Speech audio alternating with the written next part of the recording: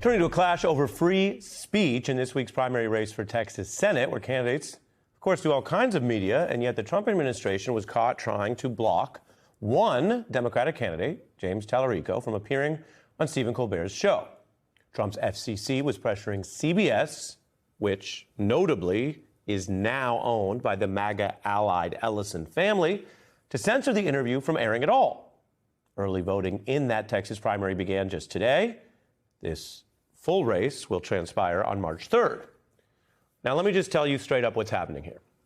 Across its 90 years, with oversight from both parties, the FCC didn't meddle in late-night comedy or the attendant political interviews. Now Trump is getting the FCC to try, given his apparent fixation with the shows on late night that still criticize him. He lost that bid to get Jimmy Kimmel canceled, something that we saw was terribly unpopular to the point that Disney was losing subscriptions and money over it. Now he appears to have achieved a version of this censorship of one interview, a clear bid to try to control what Americans see going into a campaign season, at least in that area, that state. Now, let me remind you, independent outlets do not cave to this kind of government censorship, including conservative independent outlets. Whatever you think of Rupert Murdoch and his Wall Street Journal, that paper is fighting, not settling, a similarly far-fetched effort by Donald Trump to use, in this case, the courts, civil powers instead of the FCC, to go after reporting which the Journal says was accurate about Trump. New York Times also fighting those efforts, as do independent TV outlets. But on this one, the Trump administration didn't go after the New York Times or an outlet that might be independent. He very clearly, through the FCC, picked an allied media empire that could be expected to play ball. CBS lawyers allegedly tried to tell Colbert that the interview had to be censored and that any discussion about that censorship must also be censored. This is a brand new story, so how do we know this? Mr. Colbert, who is leaving at the end of his contract, publicly refused, leading to this unusual presentation on his show. We were told in no uncertain terms by our network's lawyers, who called us directly, that we could not have him on the broadcast. And because my network clearly doesn't want us to talk about this, let's talk about this. And this doesn't just affect interviews. The rules forbid any candidate appearance, including by voice or picture. That's right. I am absolutely not allowed to show a photo of Texas State Representative James Tallarico. And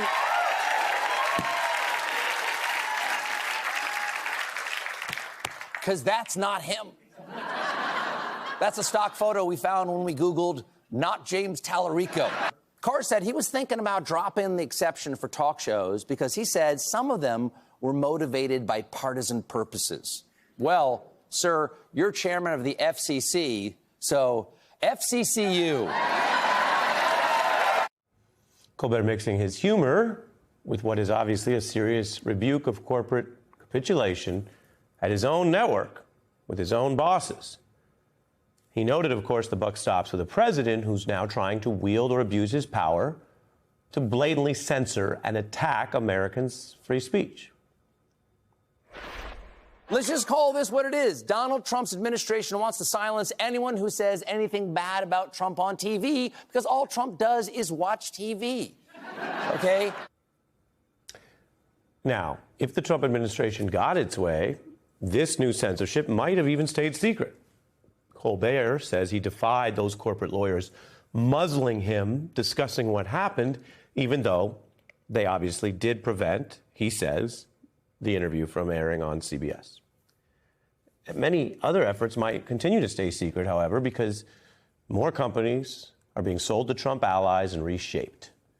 And Mr. Colbert has decided to risk a lot for this line of work and comedy and free speech.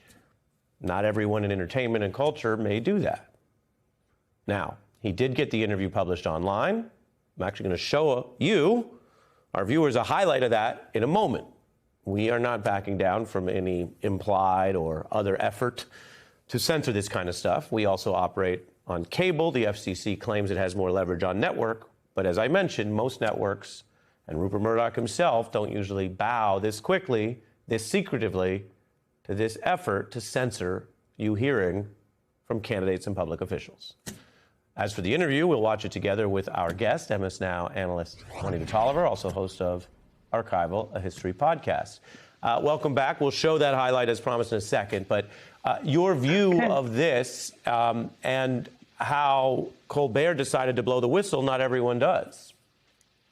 Like, that was the perfect behavior, Ari. Look, Colbert rang the alarm loudly and publicly, and he did not capitulate proactively. That is essential here, because what that means is not only did he still do the interview and post it on YouTube, but he still dedicated a full 8 or 9 minutes of his show to talking about the very person that they did not want. And in between his jokes, he said, "This is very serious."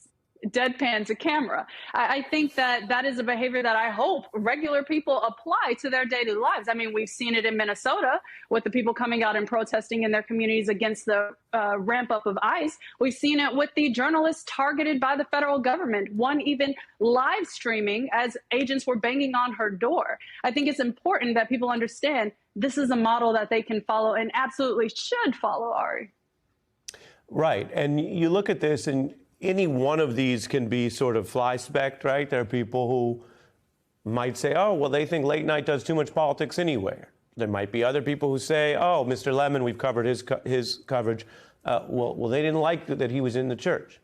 But you take it all together and you see you have an administration that will very clearly try to secretly, so you won't hear about it, and publicly if they get caught, abuse the government to decide what's on TV, to decide whether you hear other views, and indict journalists, now 2 and counting, along with a lot of the other targets they've shown. And so with that in mind, they are not censoring the video from getting out on the internet. Colbert came up with that as a step, and there's reasons why he's within the CBS structure, and he says they blocked him. They say, well, no, they just had an alternative equal time plan.